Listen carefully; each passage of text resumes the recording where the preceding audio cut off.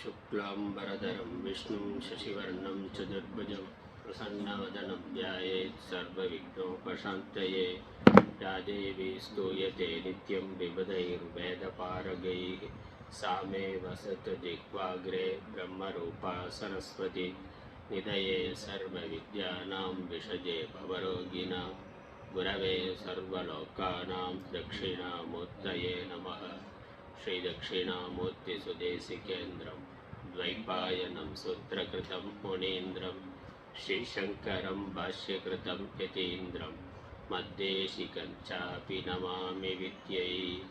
ॐ सहना भवतु सहनौ भुनक्तु सह वीर्यं करवावहै तेजस्विनावधीतमस्तु मा विद्विषावहैः। ओम शांति शांति शांति।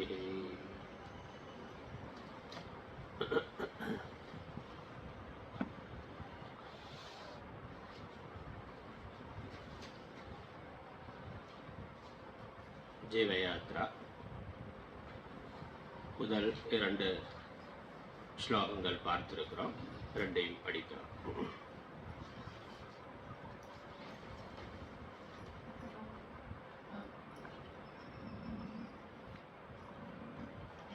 முதல் ஸ்லோகம். நித்யானந்த சுகம் பதம் சுவிமலம்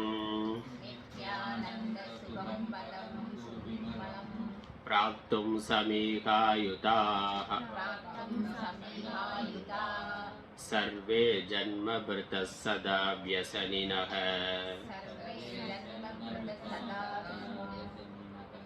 தத்ஸ்தான சம்மார்கணே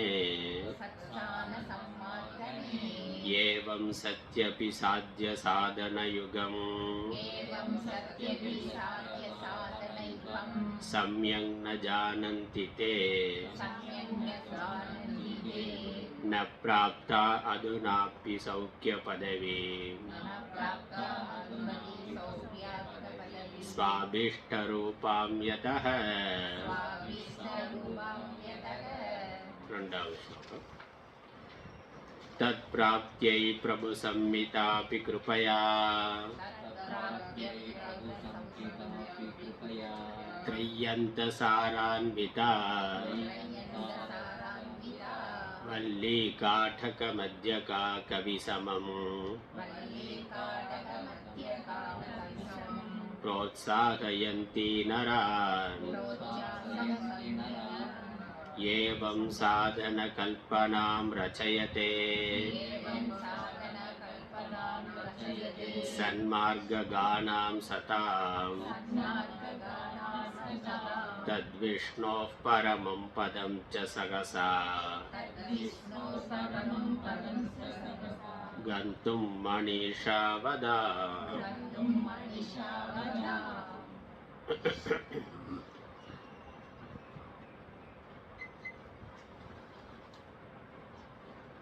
ஜீவயாத்ரா ஜீவனின் பயணம். முதல் 2 பாடல்களில் ஜீவன் விரும்புவது என்ன என்பதை சொன்னார். அதற்கான சாதனமாக சாஸ்திரம் என்ன சொல்லி இருக்கின்றது, சாஸ்திரம் எப்படி சொல்லுகின்றது என்பதையும் சொன்னார். ஜீவன் அடைய எல்லா ஜீவர்களும் அடைய விரும்புகின்ற பதம், நிலை அல்லது லட்சியம். பதம்ங்கிறது லட்சியம், குறிக்கோள், எய்ம், கோல், அடைய விரும்புகிறது புருஷார்த்தம்னு சொல்லுவோம். மனிதனால் ஜீவர்களால் உண்மையிலேயே விரும்பப்படுவது என்ன என்ன என்றால் நித்தியானந்த சுகம், நித்தியமான சுகம். நித்தியமான ஆனந்த சுகம்ங்கிறது ஆனந்தமே சுகம், நிரந்தரமான சுகம். எல்லாரும் இன்பத்தையே விரும்புகின்றோம். அந்த இன்பம் நிரந்தரமாக இருக்கணும், எப்பொழுதும் இருக்கணும். அது ஒரே மாதிரியாக இருக்கணும். அது வேற வந்துட்டு போகிற மாதிரி இருக்கக்கூடாது, ஏற்றத்தாழ்வு இருக்கக்கூடாது. அது ஒரே மாதிரியான பூர்ணமான நிரந்தரமான சுகமாக இருக்க வேண்டும். மனிதன் மட்டுமில்லை, எல்லா உயிரினங்களுடைய விருப்பமாகவும் அதுதான் இருக்கு.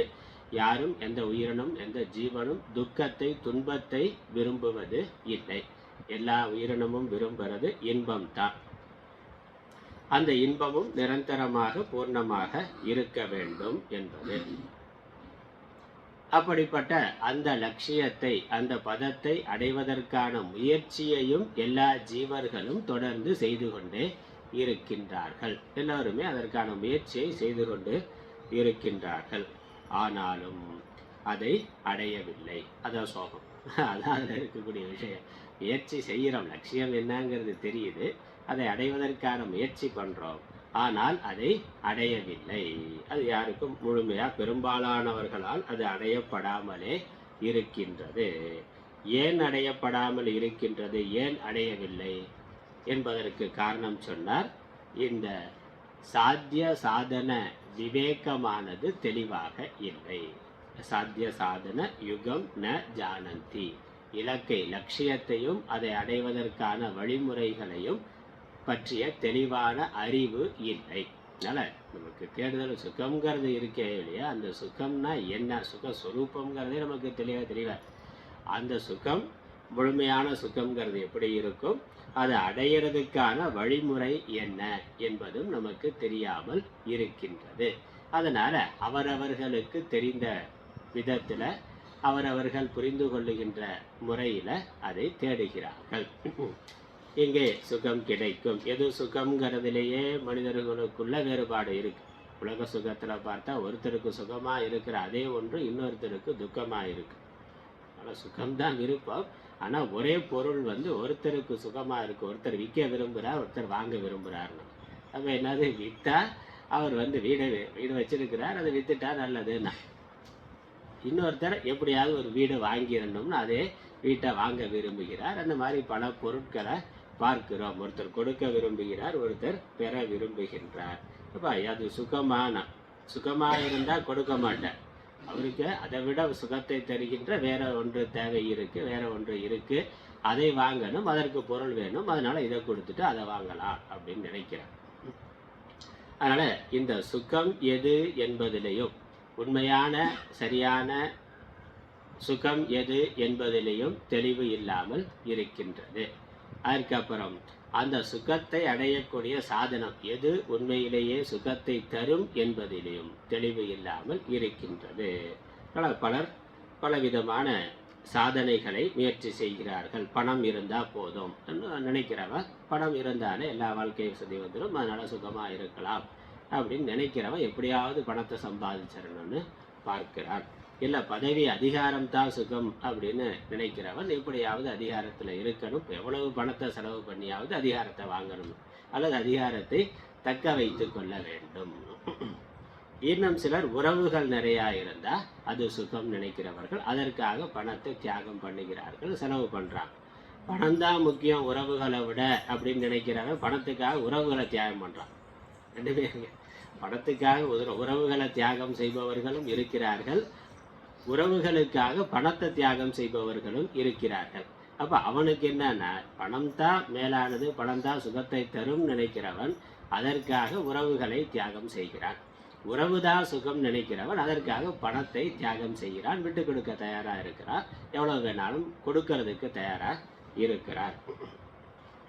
இப்படி அப்போ இதில் உண்மையிலேயே பணம் சுகமா, உறவு சுகமா, பணம் சுகமா, பதவி சுகமா, இந்த கேள்வி இருக்குல்ல. ஒரு பொருள் தான் சுகம்னா எல்லாரும் அதைத்தான் விரும்பணும். ஆனால் அப்படி இல்லை.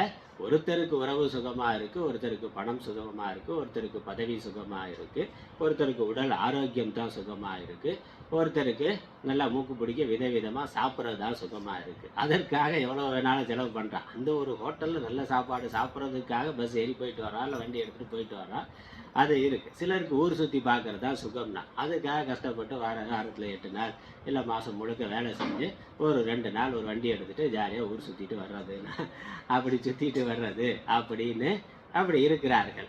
அப்படி இருக்குன்னு அப்படி ஒவ்வொருத்தருக்கும் ஒன்றொன்று. அதை எப்பயாவது ஒரு சேஞ்சுக்காக போகிறது வேற. வாழ்நாள் முழுக்க சுற்றி பார்க்குறதையே லட்சியமாக வச்சுருக்கிற ஆள் இருக்கிறான், சாப்பிட்றதுக்காகவே வாழ்கிற ஆள் இருக்கிறான். அப்படி அந்தந்த விஷயங்களை முக்கியம் என்று பிரதானமாக ஒன்றொன்றை வைத்துக்கொண்டு இருக்கின்றோம். அப்போ எது சாத்தியம் சாதனம்ங்கிறதுல சமூகத்தில் மனிதர்களிடத்தில் பார்த்தா வேறுபாடு இருக்கின்றது. அப்புறம் ஒரே ஆளே ஒரு காலத்துல சாத்தியமாக வைத்திருந்ததை இன்னொரு காலத்துல அது வேணான்னு மாத்திடுறான், தூக்கி போடுறான். அசாத்தியத்தையோ சாதனையத்தையோ மாற்றுகின்றான். அதெல்லாம் இருக்கு. குழந்தையா இருக்கிற பொழுது விளையாட்டு பொருள் சந்தோஷமா இருக்குன்னா, அதே விளையாட்டு பொருளை 10 வயசுல 15 வயசுல 20 வயசுல கொடுத்தாக்கா அது வேணுமானா? அப்போ அது அவனுக்கு சுகம் இல்லை. எது வேணும்னு அழுது அடம் பிடிச்சானோ அதை தூக்கி போட்டு 20 வயசுல வேற வேணும்னு நினைக்கிறான். 30 வயசுல வேற இருக்கு. அப்போ அந்த பக்குவம் மாறுகின்ற பொழுது, வயது மாறுகின்ற பொழுது ஒரே ஆளுக்கே இந்த சாத்தியமும் சாதனமும் மாறுபடுகின்றது. இதை பார்க்கிறோம். அதனால உண்மையான சாத்தியம் எது, உண்மையான சாதனம் எதுங்கிறதுல தெளிவில்லாமல் இருக்கின்றது. ஆகவே அவர்கள் விரும்பிய நித்தியானந்த சுகத்தை அடையவில்லை. இது முதல் பாடல்ல இருந்த கருத்து. முதல்ல அதை தெளிவுபடுத்திட்டார். அப்படின்னா இந்த சாத்தியம் சாதனம் என்ன என்பதை தெளிவா சொல்லணும். அதுல தெளிவு இல்லைங்கிறதுனாலதான் அடையலை. அப்ப அதை அடைய வேண்டும் என்றால் அதை பற்றிய அறிவை பெற வேண்டும். அதை பற்றி அறிவை கொடுக்கறதுக்கு என்ன சாதனம்? அந்த அறிவு எங்கிருந்து கிடைக்கும்னா சாஸ்திரத்துல இருந்துதான் கிடைக்கும். சாஸ்திரம் அதை தெளிவா சொல்லுகின்றது. சாத்திய சாதன விவேகம்ங்கிறதா நம்மளுடைய சாஸ்திரங்களுடைய விஷயம். அதுதான் விஷயமா இருக்கு. தர்ம அர்த்த காமம் மோக்ஷம்னு பார்க்கிறோம். சாத்தியம்ங்கிற பொழுது தர்ம அர்த்த காம மோக்ஷங்கிறத சாஸ்திரம் சொல்லுது. அதற்கான வழிமுறைகள் எல்லாம் சொல்லுகின்றது. அதை பற்றி நம்ம பின்னாடி அடுத்த பாடல் பார்க்கிற பொழுது விரிவாக பார்க்கலாம். இங்கே 2வது ஸ்லோகத்தில் என்ன சொல்லியிருக்கிறார்? அதற்கு உதாரணமா கட்டோபனிஷத் அப்படிங்கிற ஒரு உபனிஷத்துல இருக்கக்கூடிய இந்த வேதத்தினுடைய பகுதியா இருக்கக்கூடிய வேதாந்தம். அதனால பிரபு சம்ஹிதா அப்படின்னு சொன்னாரு. பிரபு ராஜாவுக்கு சமமாக இருக்கக்கூடிய வேதமானது ரொம்ப கருணையோடு நண்பனை போல இந்த சாத்திய சாதனத்தை பற்றிய விவரத்தை சொல்லுகின்றது. அதை விளக்கி சொல்லுகின்றது. அந்த விஷ்ணுவினுடைய பரமம் பதம்னு சொன்னார். நித்தியானந்த சுகம்ங்கிறத இன்னொரு வார்த்தையில விஷ்ணோகோ பதமம் பதம், அந்த பரமம் பதம், அதை அடைவதற்கான பாதையை மார்க்கத்தை விவேகிகளுக்காக ஆர்வமுடையவர்களுக்காக ஒரு கல்பனையாக உருவகப்படுத்தி உபனிஷத்தானது சொல்லுகின்றது. சாதனா கல்பனம், கல்பனாம் சாதன கல்பனாம்னு சொல்றார். சாதனையை, அந்த லட்சியத்தை, நித்தியானந்த சுகம் அல்லது விஷ்ணுவினுடைய பரமம் பதம்ங்கிற அந்த மேலான உயர்ந்த லட்சியத்தை அடைவதற்கான சாதனத்தை ஒரு கல்பனையாக ஒரு உருவகமாக கட உபனிஷத் சொல்லி இருக்கின்றது. அதனால சாதன கல்பனா. அந்த சாதன கல்பனா என்னங்கிறத அதுதான் 3வது பாடலினுடைய விஷயம். இதுக்கு ரத கல்பனா அப்படின்னு பேர். அந்த சாதனை அப்படிங்கிறத ரதம் அப்படின்னு உருவகப்படுத்தி அதை சொல்லுகின்றது. நம்ம ஸ்லோகத்தை படித்துட்டு பார்க்கலாம். 3வது பாடல்.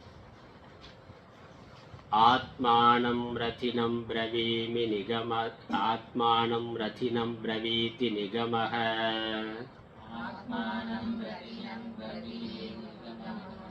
புத்திம் ச தத்சாரதிம் தேகம் ஸ்யந்தனமிந்திரியாணி துரகான் शब्दादि तद्गोचरम् चेतः प्रग्रहमादरेण यैमान् पश्यांस्तनोत्यात्मनाम् तस्यैवाप्यमिदं पदं सुखगणम् पारं परं ह्यद्वनः. இன்னொரு முறை படிக்கலாம். ஆத்மானம் ரதினம் பிரவீதி நிகமஹ,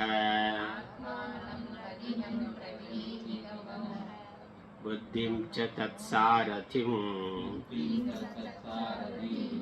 தேகம் ஸ்யந்தனமிந்திரியாணி துரகான் शब्दादि तद्गोचरम् चेतः प्रग्रहमादरेण यैमान् पश्यांस्तनोत्यात्मनान् தஸ்யைவாப்யமிதம் பதம் சுககணம் பாரம் பரம் ஹ்யத்வனஹ. இந்த ஸ்லோகத்துக்கான ஒவ்வொரு பதத்துக்கான அர்த்தத்தை பார்க்கறதுக்கு முன்னாடி உபனிஷத்து என்ன சொல்லி இருக்கு, இதனுடைய விஷயம் என்னங்கிறத பார்க்கலாம்.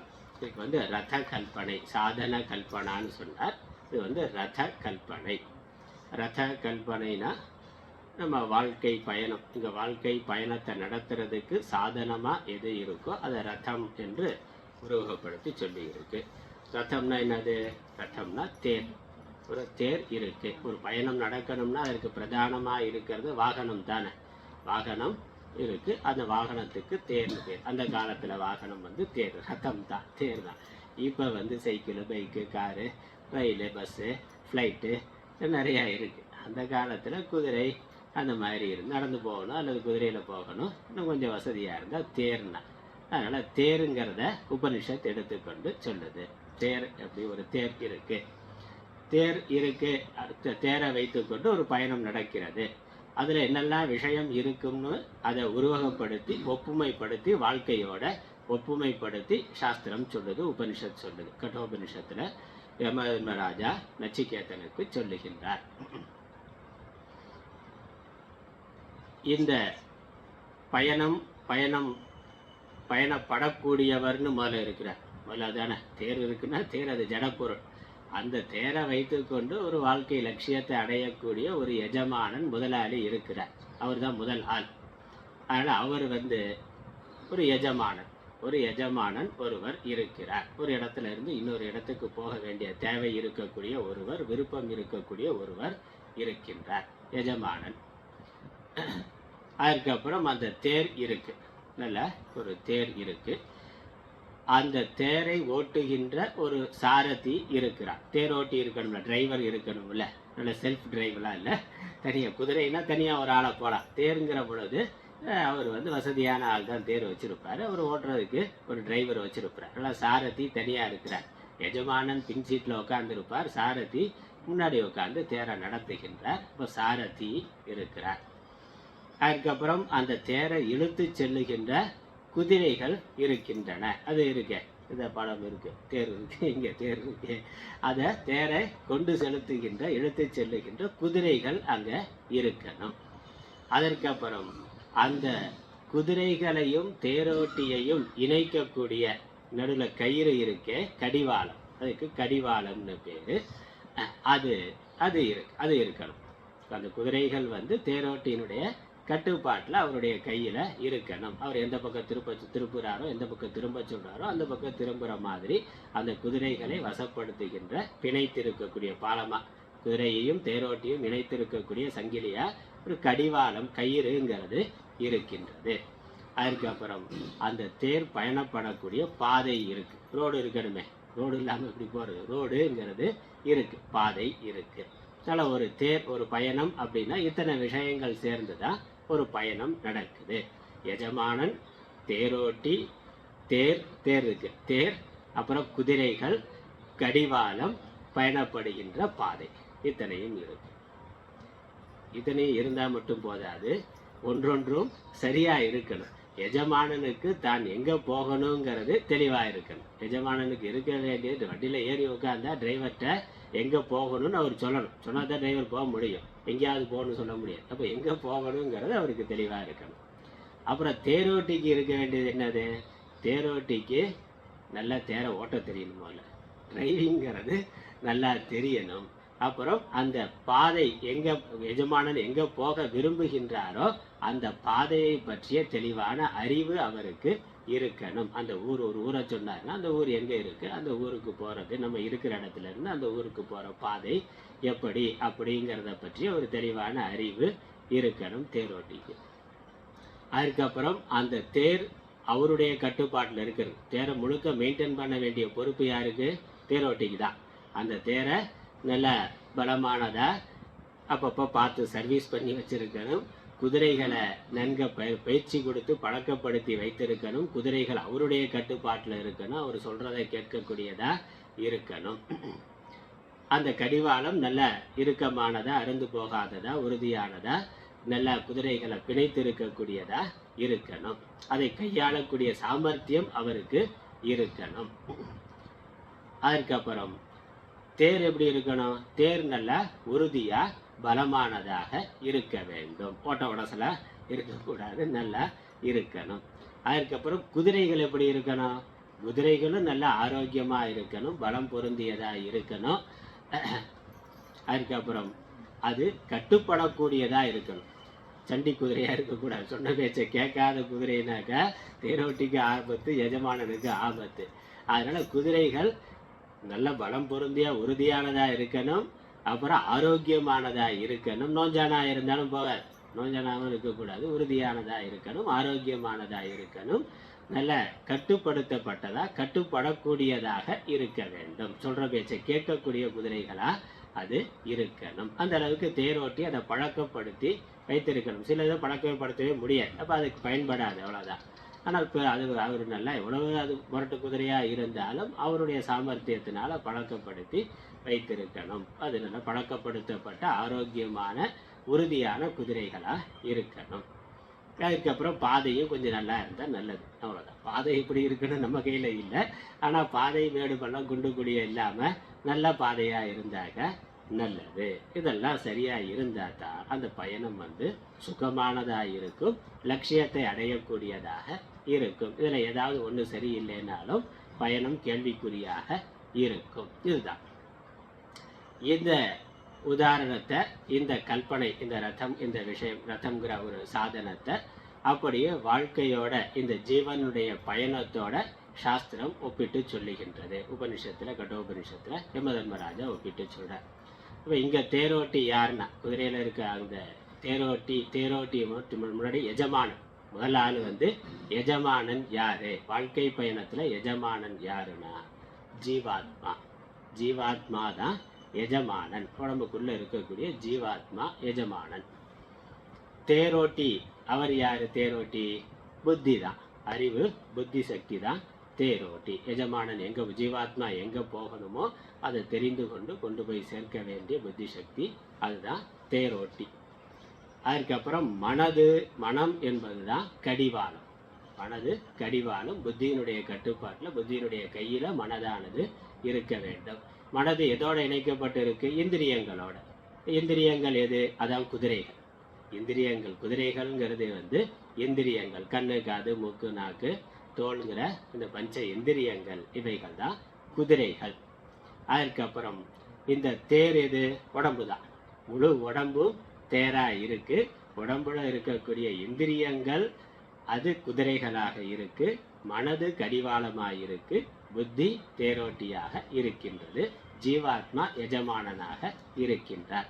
பயணப்படக்கூடிய பாதை எதுனா இந்திரிய விஷயங்கள் தான், போக விஷயங்கள். கண்ணுக்கு காட்சிங்கிற விஷயம், காதுக்கு கேள்விங்கிற விஷயம், இப்படி அனுபவிக்கிறதுக்கு இருக்கக்கூடிய போக விஷயங்கள் தான் நாம் பயணப்படக்கூடிய பாதை. அதுதானே ஓடிக்கிட்டு இருக்கிறான். காலைல எழுந்திரிச்ச உடனே டிவியை போட்டானா இப்போ பார்க்கறது, இல்லை பாட்டு கேட்கறது, அப்புறம் சமைச்சு சாப்பிட்றது, விதவிதமாக சாப்பிட்றது, இல்லை வாசனைக்கு விதவிதமாக சென்ட்டை போட வேண்டியது, சரீர சுகம், சோஃபா மெத்தை, இதானே வாழ்க்கை முழுக்க, வாழ்நாள் முழுக்க சம்பாதிக்கிறதுக்கு எதுக்கு?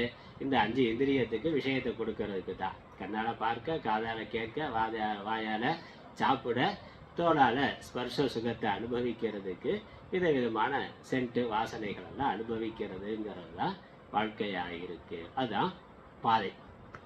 5 பாதை. இது ஒப்புமை. இதில் என்ன? அப்போ இதில் என்ன பார்க்கணும்?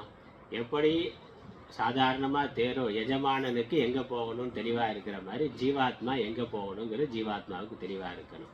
அப்புறம் இந்த புத்திக்கு புத்தி தான் தேரோட்டி. அப்போ புத்திக்கு என்ன இருக்கணும்? எஜமானன் எங்கே போக விரும்புகிறாரோ அந்த போக விரும்புகிறத தெரிந்து கொண்டு அந்த சரியான பாதையில் அழைத்து கொள்ளக்கூடிய அந்த சரியான பாதையை தெரிஞ்சிருக்கணும். புத்திக்கு அந்த விவேகம் இருக்கணும்.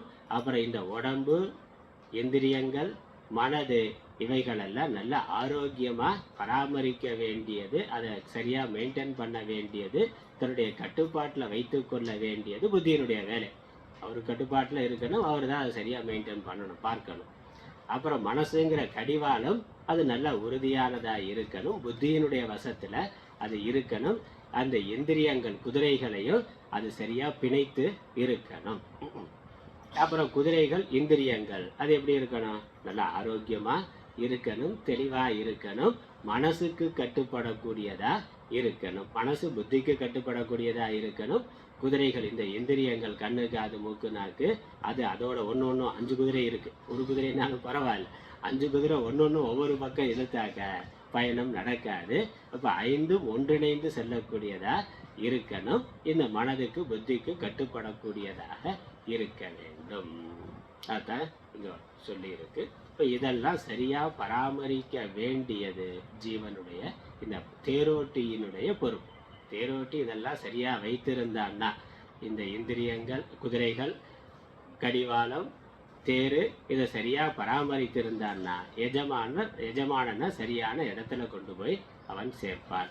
அதே மாதிரி இந்த புத்தி சக்தியானது மனது இந்திரியங்கள் உடல் இவைகளை சரியா புரிந்து கொண்டு சரியா பராமரிக்கக்கூடிய சாமர்த்தியம் உடையதா இருந்தா அது இஜீவாத்மாவை அதனுடைய லட்சியத்தில் கொண்டு போய் சேர்க்கும். இதுதான் இங்க ஓமானம். உபனிஷத்துல அதை கொஞ்சம் விரிவாகவே சொல்லியிருக்கீங்க. ஒரே பாட்டில் அதை சொல்லிட்டேன். அங்கே உபனிஷத்துல 2-3 பாட்டு வருது. நல்ல தேரோட்டி, அப்புறம் சரியில்லாத தேரோட்டினாக்க நல்ல புத்தி சக்தி தான். நல்ல புத்தி சக்தி, நல்ல புத்திமான், இதெல்லாம் சரியா வைத்திருப்பான், சரியா இருப்பான். நல்ல டிரைவர்னா என்ன பண்ணுவார்? அவர் முதல்ல குடிக்காதவராக இருக்கணும், அவர் கெட்ட பழக்கம் இல்லாதவராக இருக்கணும், அப்புறம் அந்த வாகனத்தை சரியாக மெயின்டைன் பண்ணக்கூடியவராக இருக்கணும். வண்டியில் பெட்ரோல் இருக்கா, பிரேக்கு சரியாக இருக்கா, கிளச்சு சரியாக இருக்கா, எல்லாத்தையும் சரியாக பார்த்து அப்பப்போ செக் பண்ணி அதை பராமரிக்கக்கூடியவராக இருக்கணும். அப்படி இருந்தால் அந்த புத்தி சக்தி நல்லா இருந்து தேரோட்டி நல்ல ஆளாக இருந்தால் எஜமான லட்சியத்தை அடைவார். இல்லை அப்படின்னாக்கா பயணம்ங்கிறது நிறைவானதாக இருக்காது, பயணம் நிறைவு பெறாது. அது மட்டும் இல்லை, துக்கமானதாக இருக்கும். லட்சியத்தை அடைய முடியாது, அந்த பயணமும் சுகமானதாக இருக்காது. அதான் இங்கே விஷயம். ஆனால் நம்ம வாழ்க்கை பயணம் வெற்றிகரமாக அமையணும், அது சுகமாகவும் இருக்கணும்னாக்கா இத்தனை விஷயங்களையும் நம்ம கவனித்து சரி செய்து கொள்ள வேண்டும். அதான் இந்த பாட்டோட விஷயம். இந்த புத்தி சக்தியை புத்தியை தெளிவுபடுத்தணும், மனசை உறுதிப்படுத்தணும், புத்திக்கு கட்டுப்படக்கூடியதாக மனதை ஆக்க வேண்டும். அப்புறம் இந்திரியங்களை மனதுக்கு கட்டுப்படக்கூடியதாக ஆக்க வேண்டும். இந்திரியங்களை உறுதியானதாகவும் ஆரோக்கியமானதாகவும் வைத்து கொள்ள வேண்டும். உடம்பு முழுக்கவே சரியாக பராமரிக்கணும். அதான தேர், மெயின் தேர் அதான். அதனால் உடம்பை சரியாக பராமரிக்கணும். யோகாசனம் பண்ணுறது, மற்ற வேறு என்ன எக்ஸசைஸ் பண்ணுறதோ பண்ணுறது, அதை உடம்பு ஆரோக்கியமாக இருக்கிறதுக்கு என்னெல்லாம் தேவையோ அதை சரியாக செய்யணும். இதுதான் சாதனை. அதனால் சாதனா கல்பனான்னு சொல்ல, சாதன கல்பனா அப்படின்னது இதெல்லாம் தான் சாதனங்கள். நம்ம லட்சியத்தை நாம் விரும்புகின்ற நித்தியானந்த சுகங்கிற லட்சியம் அல்லது விஷ்ணுவினுடைய பரமபதம்ங்கிற லட்சியத்தை அடையிறதுக்கு நமக்கு சாதனமாக இருக்கிறது உடம்புங்கிற தேரு, இந்திரியங்கள்ங்கிற குதிரைகள், மனதுங்கிற கடிவாளம், புத்திங்கிற தேரோட்டி. இது அத்தனையும் தான் சாதனம். இந்த சாதனத்தை வைத்து கொண்டு தான் நம்மளுடைய பயணம் நடக்கின்றது. இது சரியாக நம்ம மெயின்டைன் பண்ணணும். இது சரியாக இருந்தால் உலக சுகமும் சரியாக இருக்கும். அப்புறம் பரம புருஷார்த்தமான இறைவனை அடைதல் என்பதும் சரியாக இருக்கும். இன்றைக்கு அதில் தான் குழப்பம் இருக்குது. சமூகத்தில் நம்ம ஒப்பிட்டு பார்த்தோம்னா தெரியும். எதை சாப்பிடணும், எது உடம்புக்கு ஆரோக்கியங்கிறத பற்றி தெளிவு இல்லை, எது மனசுக்கு நல்லதுங்கிறத பற்றி தெளிவு இல்லை, புத்தியில் எது நல்லது கெட்டதுங்கிறத பற்றி தெளிவு இல்லை, எது வாழ்க்கையினுடைய லட்சியம், என்ன செய்கிறோம், எதுக்காக செய்கிறோம், என்ன பண்ணணும் பண்ணக்கூடாதுங்கிறத பற்றிய தெளிவு இன்றைய இருக்கக்கூடிய இளைய தலைமுறைக்கு தெளிவாக இல்லை. உடம்புக்கு எது கெடுதல் எது நல்லதுன்னா சத்தான உணவு, நல்ல உணவு, காய்கறி கீரைகள் பழங்கள், அது கெமிக்கல் இல்லாதது, விஷத்தன்மை இல்லாதது, உடம்புக்கு நலத்தை தரக்கூடியது, பலத்தை தரத்தக்கது அப்படிங்கிறதெல்லாம் இன்றைக்கி உணவுல கேள்விக்குறியா இருக்குது. எதை வேணாலும் சாப்பிடலாம், எப்படி வேணாலும் சாப்பிடலாம், எப்போ வேணாலும் சாப்பிடலாம், நின்றுக்கிட்டும் சாப்பிடலாம், நடந்துக்கிட்டும் சாப்பிடலாம், எந்த நேரத்தில் ராத்திரி 11 மணி 12 மணிக்கு சாப்பிட்றான். அதனால் எப்போ வேணாலும் சாப்பிடலாம், எதை வேணாலும் சாப்பிடலாம், எப்படி வேணாலும் சாப்பிடலாம் அப்படிங்கிற அதாவது சுதந்திரம்னு நினைத்து கொண்டு இருக்கிறான். அதுக்கு தான் வாழ்க்கைன்னு நினைத்து கொண்டு இருக்கிறார்கள். ஆனால் அதெல்லாம் ஒரு அல்ப காலம், குறுகிய காலத்துக்கான சுகம். ஒரு குறிப்பிட்ட காலத்துக்கு அப்புறம் உடம்பு ஆரோக்கியம் போனதுனாக்க எதுவுமே சாப்பிட முடியாததா போய்விடுகின்றது. இதே மாதிரி மனம் போன போக்கில் வாழ்கிறது அப்படிங்க, அதான் சுதந்திரம்னு நினைக்கிறான். அது வேறு, அதான் சுதந்திரம். அப்படின்னு எப்படி வேணாலும் வாழலாம். வாழ்க்கைக்கு ஒரு நோக்கம் லட்சியம்லாம் ஒன்றும் கிடையாது. இருக்கிற வரைக்கும் என்ன அனுபவிக்கிறோமோ அதுதான் அப்படின்னு ஒரு தவறான சித்தாந்தம். அதன்படி மனம் போன போக்கில் போகிறது. கண்டதே காட்சி கொண்டதே கோலம்னா அப்படி இருக்கு. அதனால இது தெளிவாக இருக்கணுங்கிறத சாஸ்திரத்தோட உபதேசம். அதை தெரிந்து கொண்டு இந்த சாதனங்கள் எல்லாம் சரியாக வைத்து கொண்டால் நம்முடைய லட்சியமானது விரைவாக அடையப்படும், சரியானதாக அடையப்படும். நம்ம விரும்புகிற அந்த நித்தியானந்த சுகம்ங்கிறது அடையப்படும். இந்த ஸ்லோகத்தில் இங்கே என்ன சொல்லியிருக்கிறார், இது இவருடைய வார்த்தையில் சொல்லியிருக்கிறார். இந்த கல்பனை இந்த விஷயங்கள் எல்லாம் உபனிஷத்தில் இருக்கிறது. ஆனால் அதற்கு அது 2-3 மந்திரங்களில் இருக்குது. இவர் ஒரே பாடலில் இவருடைய வார்த்தைகளை போட்டு அப்படியே அந்த கதை அந்த விஷயத்தை கொடுத்திருக்கிறார். ஆத்மானம் ரத்தினம் பிரவீமி பிரவீதி நிகமக. ஒரு வார்த்தையாக பார்க்கலாம், பதார்த்தம் பார்த்து விளக்கம் பார்க்கலாம். நிகமக, நிகமகங்கிறது வேதம். வேதத்துக்கு இன்னொரு பேர் ஆகமம்னு சொல்கிறோமே, ஆகமம் நிகமம்லாம் ஒரே அர்த்தம் தான், வேதத்துக்கு பேர். அப்போ வேதம்ங்கிறது இங்கே வேதம், வேதத்தினுடைய பகுதியாக இருக்கக்கூடிய வேதாந்தமான உபனிஷத்து. அந்த உபனிஷத்துலேயும் கட்டோபனிஷத்து சென்ற மந்திரத்தில் சொன்னார். அந்த கட்டோபனிஷத்தில் சொல்லி இருக்கிறது. அந்த ரத்த கல்பனை ஆத்மாவா என்ன சொல்லியிருக்கு, ஆத்மானம். நிகமகன வேதமானது, ஆத்மானம் ஆத்மாவை, ஜீவாத்மாவை, ஆத்மாவை ஜீவாத்மாவை இந்த உடம்புக்குள்ள கட்டுப்பட்டது போல இருக்கக்கூடிய ஆத்மாவை. ரத்தினம், ரத்தினம்னா ரத்தத்தில் இருப்பவன், எஜமானன் அப்படின்னு அர்த்தம். தேரில் அமர்ந்திருப்பவனாகவும், அப்போ எஜமானனாகவும் தலைவனாகவும் பிரபுவாக அறிந்து கொள்ள வேண்டும். அவன் தான் எஜமானன், ஜீவாத்மா தான் எஜமானன்.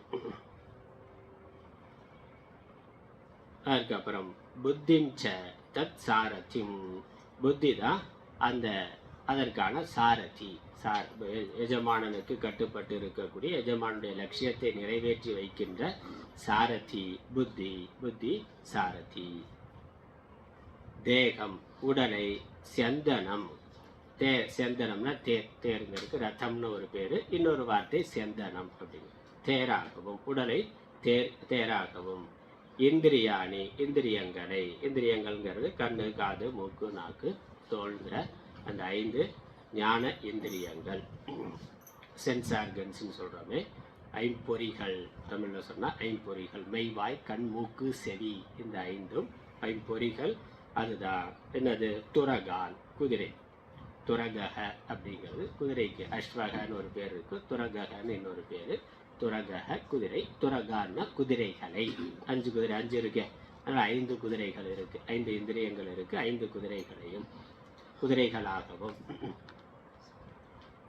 சப்தாதி தத் கோச்சரான், சப்தம் முதலான விஷயங்கள், இந்திரிய விஷயம் இருக்கே, காதுக்கு சப்தம், கண்ணுக்கு காட்சி, மூக்குக்கு வாசனை, நாக்குக்கு சுவை, தோலுக்கு ஸ்பர்ஷங்கிற இந்த 5 விஷயங்கள் அதான் குதிரைகளுடைய பாதையாகவும். இந்த தேர் ரதம் செல்லுகின்ற பாதை போக விஷயங்கள்.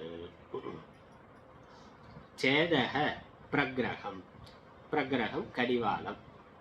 பிரவீத்தி கூறுகிறது, மனதை கடிவாளமாகவும் கூறுகின்றது.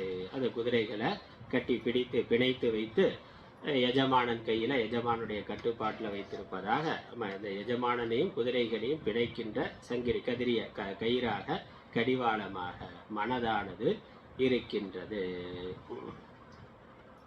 இப்படி இருக்கின்ற இதை யக ஆத்மவான், ஆத்மவான்னாக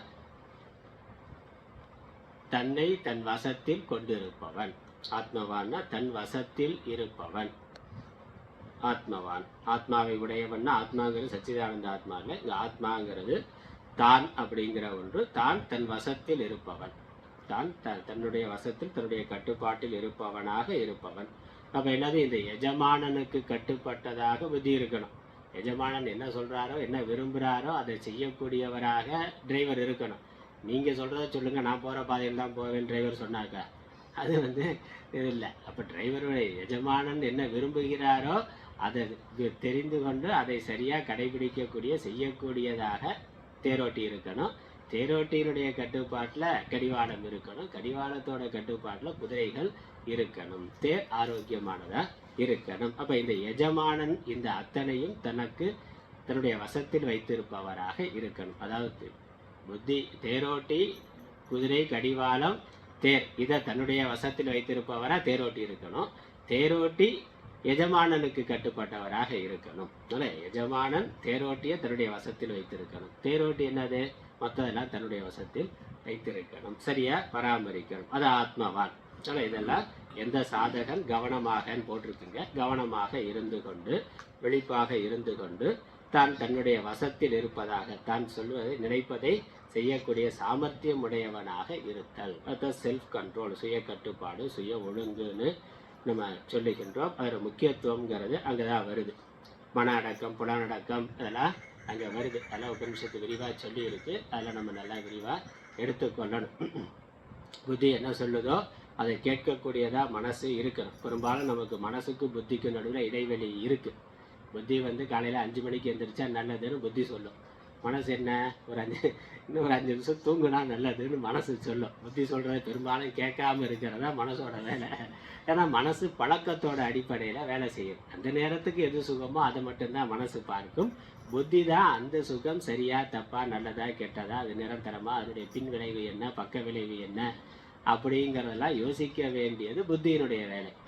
புத்தி பலமாக இருந்தால் தான் அதெல்லாம் யோசிக்கக்கூடிய சாமர்த்தியம் உடையதாக இருந்து அது யோசித்து புரிஞ்சு கொள்வது மட்டும் இல்லை, அதை மனதில் அப்ளை பண்ணக்கூடியதா, மனதை தன்னுடைய கட்டுப்பாட்டுக்கு கொண்டு வரக்கூடியதா புத்தி இருக்கணும்.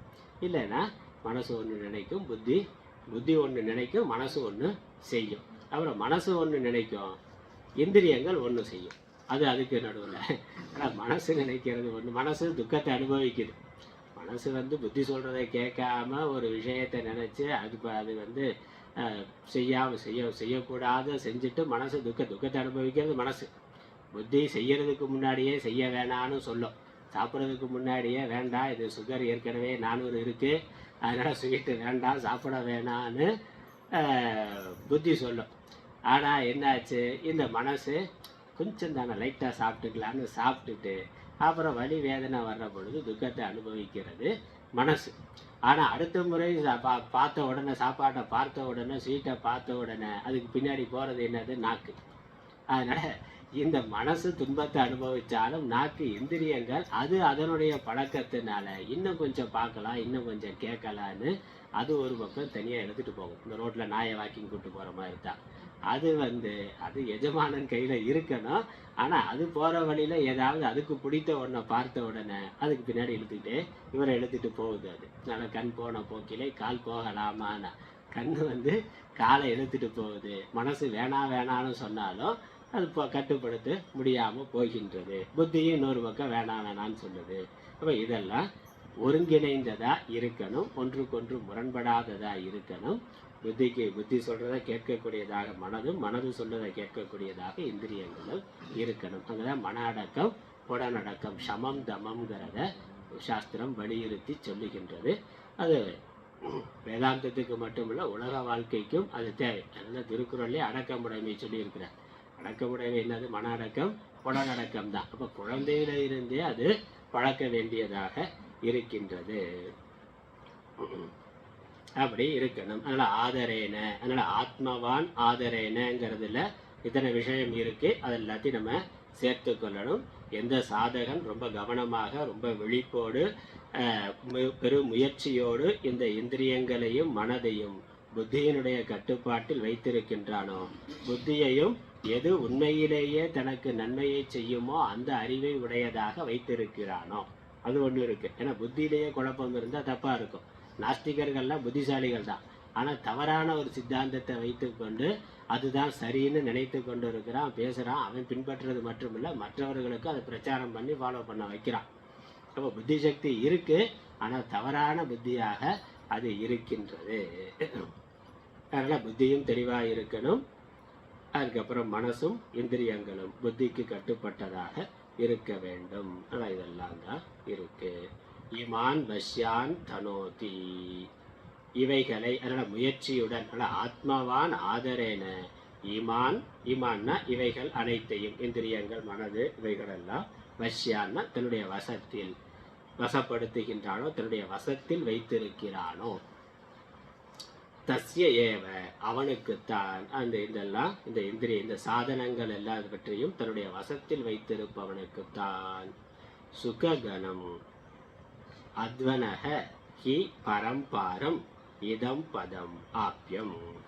சுகஸ்வரூபமான அந்த பதம்னு சொல்லப்பட்ட நித்யானந்த சுகம்ங்கிற பதம், அந்த பதம் அந்த சுகஸ்வரூபமான பதமானது இந்த வாழ்க்கை பயணத்தினுடைய முடிவில் அத்வனக அப்படின்னா பாதை, அத்வனக பாதைக்கு ஒரு பாதை, அந்த பாதையினுடைய முடிவில் லட்சியமானது இருக்கு.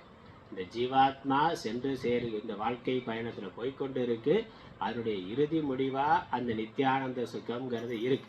இப்போ அந்த விஷ்ணுவினுடைய பரமபதத்தை இந்த ஜீவாத்மா சென்று அடைய வேண்டும். அது வரைக்கும் பயணம் தொடரும். ஆனால் அந்த பயணம் அதை பரம்பாரம்னாக்கா மேலான முடிவு, எல்லை, எண்டிங் பாயிண்ட், முடிவு. பரம்பாரம் இதம் பதம், இந்த பதமானது ஆப்யம் அடையத்தக்கதாக இருக்கின்றது. அதனால அந்த சுகம் நித்யானந்த சுகம்ங்கிற விஷ்ணுவினுடைய மேலான பதம் இவனுடைய பாதையினுடைய முடிவில் அடையத்தக்கதாக இருக்கின்றது. யாருக்கு? எந்த சாதகன் கவனமாக முயற்சியுடன் இவைகளை தன் வசப்படுத்துகின்றானோ அவனுக்குத்தான். தஸ்ய ஏவன் இருக்கு, அவனுக்குத்தான் இந்த லட்சியமானது அடையப்படுவதாக இருக்கின்றது. மற்றவர்களால் அடைய முடியாதுன்னு அர்த்தம். பாதையிலேயே தொலைஞ்சு போயிடுவான். ஒன்றும் லட்சியம் போகவே மாட்டான், எங்கேயோ சுற்றி வந்து இருப்பான், தவறான பாதையில் போய் கொண்டு இருப்பான், அல்லது பாதையில் பயணமே போக முடியாமல் நின்று போய் விடுவான். அப்படி பார்க்கிறோம். அப்போ லட்சியத்தை அவன் அடைய முடியாது. லௌகிகமாக ஏதோ சின்னதாக அடையலாம், ஆனால் நிரந்தரமான அவனுடைய விருப்பமான நித்யானந்த பதத்தை அவனால் அடைய முடியாது. ஆனால் நம்ம சாஸ்திரம் திரும்ப இந்த தர்மங்கிறத வலியுறுத்தி சொல்லுகின்றது. ஒழுக்கம், நீதி என்பதெல்லாம் வலியுறுத்தி சொல்லுகின்றது. குழந்தையிலிருந்தே அத்திச்சுடி அறம் செய்ய விரும்புன்னு அடிப்படையில் இருந்தே திரும்ப சொல்றது நீதி, தர்மங்கிறதா நம்மளுடைய ஹிந்து மதத்தில். பொதுவாகவே எல்லா மதங்களும் எல்லா மதத்துடைய லட்சியமும் கடவுள் என்பதுதான். அந்த கடவுள் எப்படி இருக்கிறாருங்கிறத, அந்த கடவுளை அடைவதற்கான பாதை என்னங்கிறதுலையும் வேறுபாடு இருக்கலாம். ஆனால் எல்லா மதங்களுடைய நோக்கமும் கடவுளை அடைய, ஒரு முழுமையான ஒரு பொருளை இந்த ஜீவன் சென்று சேர வேண்டும் என்பதுதான் எல்லா மதத்தினுடைய லட்சியம். ஆனால் மதம்னாலே அது ஒழுக்கத்தை சொல்வதாக, அடிப்படை பண்புகளை, நற்பண்புகளை சொல்வதாக, புலனடக்கம், மன அடக்கம், ஒரு கட்டுப்பாடான வாழ்க்கையை சொல்லுவதாக மதம் இருக்கு. அந்த லட்சியம் இல்லாதவன் தான் மதம் இல்லாதவர்கள், மதம் தேவையில்லை, நாஸ்திகர்கள், கடவுள் நம்பிக்கை இல்லாதவர்கள், அவர்கள் தான் இஷ்டப்படி வாழலான்னு சொல்லி கொண்டு இருக்கிறார்கள். ஆனால் அவனும் கொஞ்சம் நல்ல வாழ்க்கை அனுபவத்தில் மாறி வந்துடுறான். அவனுக்கு அது நாஸ்திகர்களுக்கு ஒரு காலத்தில் அவர்களுடைய சித்தாந்தம் தப்புன்னு புரியுது, பிறகு மாறி விடுகிறார்கள். இருக்கட்டும். இப்போ அடுத்த ஸ்லோகம் 4வது ஸ்லோகத்துக்கு போகலாம். 4வது ஸ்லோகத்தில் இந்த லட்சியத்தை கொஞ்சம் விவரித்து சொல்லுகின்றார். அதுக்கப்புறம் லட்சியத்தை அடைவதற்கான அந்த சாதனம் என்ன என்பதையும் தெளிவாக சொல்லுகின்றார். பாதையை பற்றி சொன்னார். அந்த மோட்சங்கிற லட்சியம், அதை அடைவதற்கான பாதை என்ன, வழி என்ன என்பதை தெளிவாக இந்த 4வது பாடல்ல, அடுத்த பாடல்ல சொல்லுகின்றார். 4வது ஸ்லோகத்தை படிக்கலாம். प्राप्यं तत्परमं सुखं हि मुनयः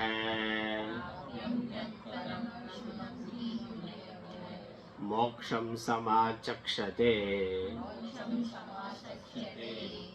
जीवेशान जगद्विशेषरहितं ज्ञानैकसाध्यं ध्रुवम् येनात्मन्यतिरोहितस्वमहिमा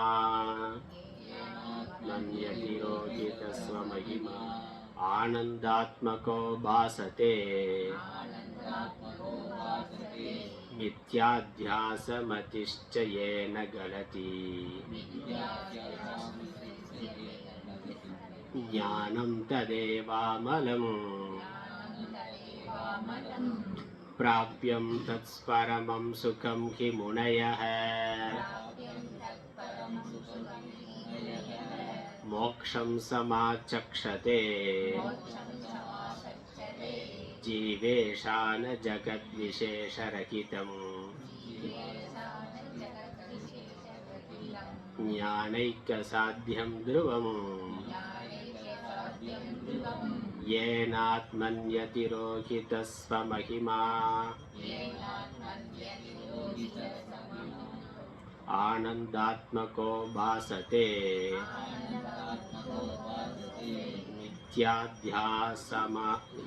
मिथ्याध्यासमतिश्च येन गलति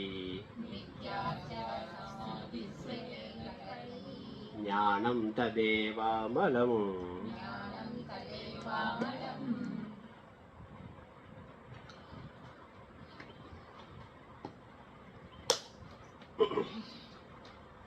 முதல்ல இந்த லட்சியம் என்ன என்பதை நான் அந்த ரத கற்பனைங்கிறத விவரித்து சொல்லிட்டேன். உபனிஷத் இந்த சாதன கல்பனையை எப்படி சொல்லி இருக்கு, ஒரு ரதத்தில் ஏற்படக்கூடிய ரதத்தில் செய்கின்ற ஒரு பயணத்தை போல வாழ்க்கை பயணத்தை சொல்லி இருக்குங்கிற சொன்ன பிறகு இங்கே நம்மளுடைய வாழ்க்கையினுடைய லட்சியமாக இருக்கக்கூடிய நித்யானந்த சுகம் அதை பற்றி கொஞ்சம் விளக்கம் கொடுக்கின்றார். அதுக்கப்புறம் அதற்கான சாதனம் என்ன என்பதை நேரடியாக சொல்லுகின்றார்.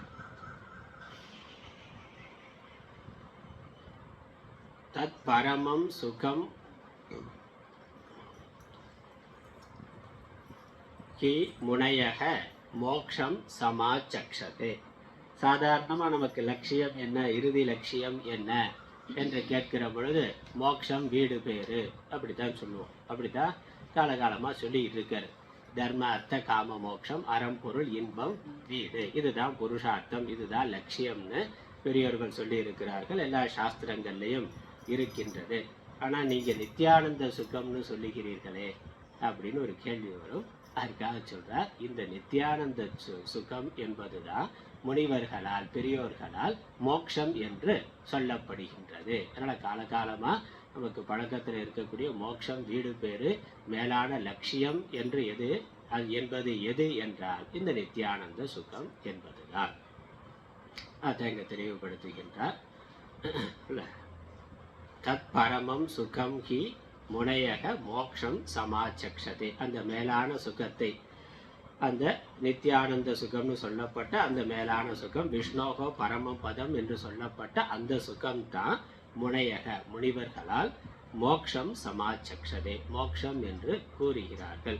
அதனால நமக்கு சாதாரணமாக மோட்சம் அடைகிறது அப்படின்னா என்னது, செத்ததுக்கு அப்புறம் போய் சேரக்கூடிய ஒரு இடம் அப்படிங்கிற எண்ணம் இருக்கு. அதனால தான் வேதாந்த பகவத்கீதை படித்தா என்ன பிரயோஜனம்னா, மோட்சம் கிடைக்கும்னா, ஐயோ நான் இன்னும் கொஞ்சம் வாழ வேண்டியிருக்கு, வாழ்ந்துட்டு அப்புறம் வர்றேங்கிறான்.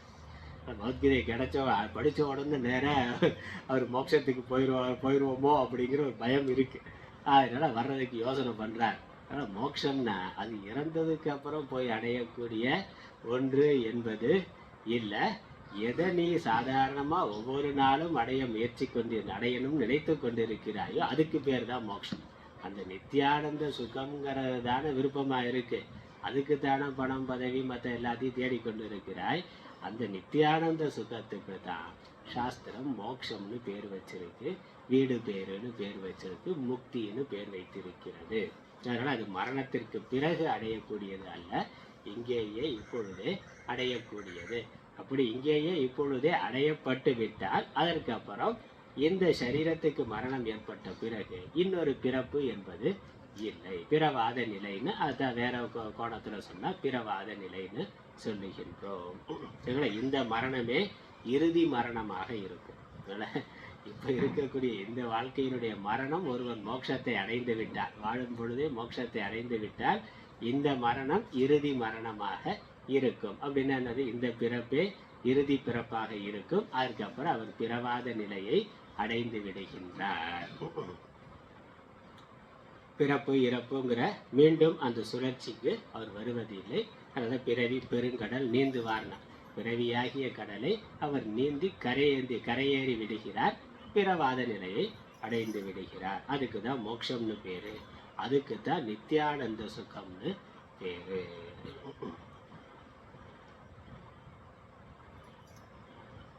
அது எப்படிப்பட்டதுங்கிற வர்ணனை கொடுக்கிறார். ஜீவ ஈஷ ஜீவேஷான ஜகத் ஜீவ ஈசான ஜகத் விசேஷ ரகிதம் ஞானைக்க சாத்தியம் துருவம் பிராப்தியம். பிராப்தியம்னா அடையத்தக்கது, அடையத்தக்கதாக இருக்கின்ற, நாம் விரும்பத்தக்க, நம்மால் விரும்பத்தக்கதாக, அடையத்தக்கதாக, அடையப்பட வேண்டியதாக இருக்கக்கூடிய நித்தியானந்த சுகம். அது எப்படிப்பட்டது? துருவம், நிலைத்திருப்பது, மாறுபடாதது. மற்ற லௌகிக்க சுகமெல்லாம் நிலையானது அல்ல, அது மாறுபடக்கூடியது, காலத்தினால் மாறுபடக்கூடியது, ஏற்றத்தாழ்வு உடையது, அனித்தியமானது, இதெல்லாம் பார்க்கிறோம். அப்படிப்பட்டது அல்ல, அது நிரந்தரமான நிலையான ஒரு பதவி. அதனால நிரந்தர பதவி, நிரந்தர நிலைன்னு சொல்கிறோம். அதுக்கப்புறம் அதற்கு சாதனம் என்ன? ஞான ஏக்க சாத்தியம், ஞானம் ஒன்றினாலேயே அடையப்படத்தக்கது. அது என்னங்கிறது அடுத்த பாட்டில், அடுத்த வரிகளில் பின்னாடி விரிவாக வருது. ஞானம் ஒன்றினாலேயே அடையத்தக்க நிலையான பரம், அந்த சுகம், மேலான சுகம்தான் மோட்சம் என்று சொல்லப்படுகின்றது. அந்த ஞானம் எப்படிப்பட்டது? ஜீவ ஈசான ஜகத் விசேஷ ரகிதம். விசேஷங்கிறது பேதம். ஜீவன், ஈஸ்வரன், உலகம் என்ற எவ்விதமான பேதமும் இல்லாதது. இப்போ நமக்கு பேதம் இருக்குது. நான் இருக்கிறேன், நான் ஒரு உடம்புல இருக்கிறேன், ஒரு ஜீவனாக இருக்கிறேன். அப்புறம் எனக்கு வெளியே இந்த உலகம் இருக்குது. இந்த உலகத்திலேருந்து எனக்கு இன்ப துன்பம் வருது. இந்த உலகத்தில் நான் பிறந்திருக்கிறேன், இங்கே கொஞ்ச நாள் இருக்கிறேன், என்னை சுற்றி இதெல்லாம் இருக்குது அப்படின்னு நான் உலகம். அதான பிரிவு. நான் இருக்கிறேன், எனக்கு வெளியே இந்த உலகமானது இருக்கின்றது. நான் வேற, உலகம் வேற. நான் உலகத்திலிருந்து சுக துக்கங்களை அனுபவிப்பவனாக இருக்கிறேன். உலகம் எனக்கு சுக துக்கங்களை தருவதாக இருக்கின்றது அப்படிங்கிற பேதம் இருக்கு. அதுக்கப்புறம் நான் இந்த உலகம் இரண்டையும் படைத்ததான இறைவன் ஈஸ்வரன், அவர் எங்கே இருக்கிறார்? அவர் எங்கேயோ இருக்கிறார். அவர் எங்கேயோ ஏதோ ஒரு லோகத்தில் எங்கேயோ இருந்து இதை ஆட்டி வைத்து கொண்டு இருக்கின்றார். உலகத்தை இயக்கிக் கொண்டு உலகத்தை நடத்துபவராக அவர் இருக்கிறார். இங்கே இருக்கக்கூடிய ஜீவர்களுக்கெல்லாம் புண்ணிய பாபத்தை கொடுப்பவராக இருக்கிறார். ஆனால் எங்கிருந்தோ அவர் இந்த ஜீவனையும் உலகத்தையும் பிணைத்து வைத்திருக்கிறார், சேர்த்து வைத்திருக்கின்றார் அப்படின்னு நினைக்கிறோம். அந்த பேதம், அதனால் ஜீவன், உலகம், ஈஸ்வரன், ஜீவன், உலகம், இறைவன் அப்படிங்கிற இந்த பேதமானது, இந்த பேதம் எதுவும் இல்லாத ஒரு நிலை. இந்த வேறுபாடுகள் எதுவும், ஏற்றத்தாழ்வுகள் எதுவும் இல்லாத நிலை. அந்த நிலை தான் நித்தியான. ஏன்னா எங்கே பேதம் இருக்கோ, எங்கே ஏற்றத்தாழ்வு இருக்கோ, அங்கே சுகமானது இருக்காது, நிரந்தரமான சுகம் இருக்காது, முழுமையான சுகம்ங்கிறது இருக்காது. முழுமையான நிரந்தரமான சுகம் இருக்கணும்னாக்க விதமான ஏற்றத்தாழ்வும் இருக்கக்கூடாது, பேதம் இருக்கக்கூடாது. அப்படிப்பட்ட ஒரு நிலையான ஒரு நிலை. அது எதனால் அடையத்தக்கது? ஞானத்தினால் மட்டுமே அடையத்தக்கது. அந்த சுகம்தான் நிரந்தரமான சுகம், நிலையான சுகம். அதுக்கு தான் மோட்சம் என்று முனிவர்கள், பெரியோர்கள் கூறுகிறார்கள் சாஸ்திரங்களில். அதுவே மோட்சம் என்று, வீடு பேறு என்று, முக்தி நிலை என்று கூறப்பட்டிருக்கின்றது, பிறவாத நிலை என்று கூறப்பட்டிருக்கின்றது.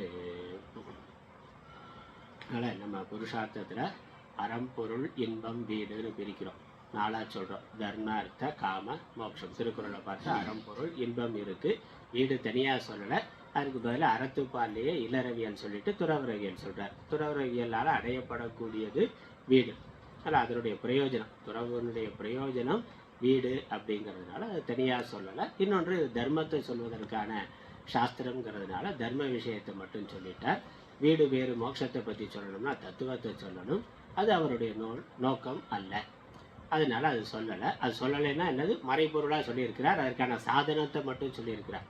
துறவரவியல் துறவு சாதனத்தை மட்டும் சொல்லியிருக்கிறார். மோட்சங்கிறது அதனுடைய பலனை பற்றி நம்ம அதிகம் பேச வேண்டியதில்லை. சாதனத்தை சொன்னாலே, சாதனத்தை சரியாக கடைபிடித்தாலே பலனானது வரும். அதனால சொல்லலை. அறம்பொருள் இன்பம் வீடடைதல் நூற்பயனே அப்படின்னு தமிழ் இலக்கியங்கள்லையும் இலக்கண நூல்கள்லையும் சொல்லப்பட்டிருக்கு. இந்த அறம்பொருள் இன்பம் வீடுல இன்பம் வீடு, இந்த இது சாத்தியம், சாதன சாத்தியம்னு பார்க்கிறோமே. அறம்பொருள் இன்பம் வீடுல அறமும் பொருளும் சாதனம், இன்பம் வீடுங்கிறது சாத்தியம். சாத்தியம்னா அடையப்படக்கூடியது, அது பிரயோஜனம் பலனாக வர்றது. சாதனம்ங்கிறது அடைய உதவுகின்ற கருவி, அதுக்கு சாதனம்னு பேர். இப்போ பொருள், அறம்பொருள் இருக்கு. பொருள் என்னது? பணம். நம்ம வாழ்க்கைக்கு இந்த தேவையான பணத்தை சம்பாதிக்கிறோம். அந்த பணத்தை வைத்துக்கொண்டு இன்பத்தை, இந்த உலக சுகத்தை அனுபவிக்கிறதுக்கும் பணம் வேணும். அப்புறம் அந்த பணத்தில் வைத்துக்கொண்டு நிறைய தான தர்மங்கள் பண்ணால் அது புண்ணியமாக மறுபிறவியிலையும் சுகத்தை அனுபவிக்கிறதுக்கு அது சாதனமாக இருக்கின்றது. அதனால் பொருளுங்கிறது சுக சாதனம், சுகத்திற்கான சாதனம். பொருள் இல்லாருக்கு இவ்வுலகம் இல்லைனா. இந்த உலகத்தில் இந்த சாமானியமான லௌகிக்க சுகத்தை அனுபவிக்கணும்னாக்கா அதற்கு பொருளானது இருக்கணும். அதனால் இன்பம்ங்கிறது லட்சியம், அந்த இன்பம்ங்கிற லட்சியத்தை அடையிறதுக்கு பொருள்ங்கிறது சாதனம். சாதனம் சாத்தியம், இன்பம்ங்கிறது சாத்தியம், இந்த பொருள்ங்கிறது சாதனம். அதே மாதிரி இந்த அறம்ங்கிறதும் சாதனம். அறத்தின் வழியா வரக்கூடிய பொருள் தான் உண்மையான சுகத்தை தரும். சுகத்திலேயே உண்மையான சுகம் இருக்கு, போலி சுகம் இருக்கு. உண்மையான சுகம் அறத்தின் வழியாக வரும். அறத்தின் வழியா ஒருவன் பொருளீட்டணும், அந்த பொருளை அறத்தின் வழியாகவே பயன்படுத்தி தர்மத்துக்குட்பட்ட சுகத்தை அனுபவிக்க வேண்டும். ஆனால் இந்த உலக சுகத்தை அனுபவிக்கிறதுக்கு அறமும் பொருளும் சாதனமா இருக்கு. முன்னாடி அறத்தான் வருவதே இன்பம்னு சொல்லியிருக்கிறாரு. அப்ப அந்த தர்மம் இருந்தா தான் சுகம் வரும். ஏன்னா பொருள் இருக்கிறவனெல்லாம் சுகமா இருக்கிறான்னு சொல்வதற்கு இல்லை. அந்த பொருள் நேரடியாக சுகத்தை தருவது இல்லை. பொருள் புண்ணியமாக மாறி புண்ணியம் தான் சுகத்தை தரும். ஏற்கனவே புண்ணியமாக எது மாறும்னா, புண்ணியம் பொருளால் தர்ம காரியத்தை பண்ணுற பொழுது அந்த தர்மம் புண்ணியத்தை ஏற்படுத்தி புண்ணியம் சுகமாக திரும்ப சேரும். ஆனால் பொருள் தர்மத்துக்காக பயன்படுத்தப்படணும். அந்த தர்மம் புண்ணியத்தை உண்டு பண்ணும். அந்த புண்ணியமானது சுகத்தை கொடுக்கும். வேலைக்கு போகிறோம், பணம் சம்பாதிக்கிறோம், பணத்தையே சாப்பிட முடியுமாண்ணா? அந்த பணத்தை கொடுத்து பொருளை வாங்கணும், உணவுப் பொருளை வாங்கணும். அந்த உணவுப் பொருளோ அந்த மற்ற பொருளோ அதை அனுபவிக்கிற பொழுது தான் சுகமானது வருகின்றது. அப்போ அந்த பணம்ங்கிறது நேரடியாக வேலைக்கு போகிறது பணத்துக்காகனாலும் பணம் நேரடியாக நமக்கு இன்பத்தை தருவது இல்லை. அந்த பணமானது பொருள் வாங்கி அந்த பொருளை அனுபவிக்கிறதுனால இன்பம் வருது. அதே மாதிரி இந்த பொருளுங்கிறது தர்மத்தை பண்ணி அதனால் புண்ணியம் அந்த புண்ணியம் வேலை செய்கிற பொழுது சுகமானது வருகின்றது. அதனால் இந்த அறம்பொருள் ரெண்டுமே சுகத்திற்கு சாதனம். அதனால் இன்பம்ங்கிறதான் சாத்தியம், அறம்பொருள் அதற்கு சாதனம். அந்த இன்பம்ங்கிறத ரெண்டாக பிரித்து தற்காலிகமான இன்பம், நிரந்தரமான இன்பம். தற்காலிகமான இன்பம் காமம் என்றும் நிரந்தரமான இன்பம் மோட்சம் என்றும் சொல்லப்பட்டிருக்கு. சிற்றின்பம் பேரின்பம்னு சொல்கிறோம். அந்த இன்பம்ங்கிறதா சாத்தியம், அதை ரெண்டாக பிரித்து சிற்றின்பம் பேரின்பம். சிற்றின்பம்ங்கிறத காமம்னும் பேரின்பம்ங்கிறத வீடு பேரு மோட்சம் முக்தி என்றும் சொல்லுகின்றோம். அதுதான் இங்கே நித்தியானந்த சுகம்னு சொன்னார். அதனால் இதுதான் நமக்கு லட்சியம். தர்மார்த்த காம மோட்சத்தில் தர்மமும் அர்த்தமும் சாதனம், காம மோட்சங்கிறது சாத்தியம், லட்சியம். இன்னைக்கு அதுவே தெளிவில்லாமல் இருக்கும். இந்த சாமானிய அடிப்படையான விஷயத்திலேயே நமக்கு தெளிவானது இருக்க வேண்டும். அதனால் இந்த பேரின்பம் என்பதுதான் நமக்கு மோட்சம் என்று சாஸ்திரங்களால் சொல்லப்பட்டிருக்கின்றதுன்னு சொல்லி அந்த மோட்சத்தை அடைவதற்கான அந்த சாதனம் ஞானம்ங்கிறத பற்றி இன்னும் விவரித்து சொல்லுகின்றார். அது அடுத்த வரியா இருக்கு. அதை நம்ம அடுத்த வகுப்புல அடுத்த வாரம் பார்க்கலாம். ஆனால் முதல் வரி மட்டும் அர்த்தம் பார்த்துருக்குறோம். முதல் வரி ரெண்டாவது வரிக்கு முதல் வரிக்கு அர்த்தம் பார்த்துருக்குறோம். ஸ்லோகப்படி பார்த்தா முதல் 2 வரிகளுக்கு அர்த்தம் பார்த்துருக்குறோம். அடுத்த 2 வரிகளுக்கு அர்த்தம் பார்க்கணும். அது சாதனமான ஞானத்தை பற்றி சொல்லுது. அது அடுத்த வாரம் தொடரும். ஓம் ஈஸ்வரோ குருராத்மேதி மூர்த்திபேதே விவாகினே வ்யோமவத்யாப்ததேகாய தட்சிணாமூர்த்தயே நமः. ஓம் பூர்ணமதः பூர்ணமிதம் பூர்ணாத் பூர்ணமுதச்யதே பூர்ணஸ்ய பூர்ணமாதாய பூர்ணமேவாவசிஷ்யதே. ஓம் சாந்தி சாந்தி சாந்தி. ஹரி ஓம்.